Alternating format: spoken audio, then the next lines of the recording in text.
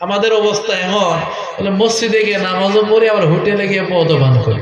আল্লাহ V রাজি রহে, শৈতান ভি নারাজ না হো।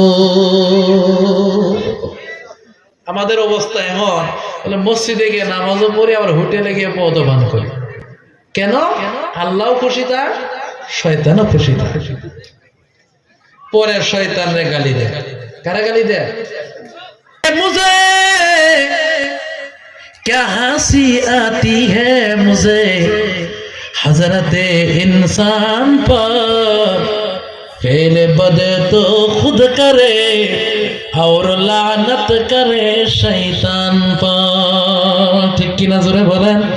গুনার কাম নিজে করে শয়তানরে দূর দেয়। আছে না নাই ভাই? বয়ান কিন্তু অন্য রং শুরু করছে। কবি বলেন কে হাস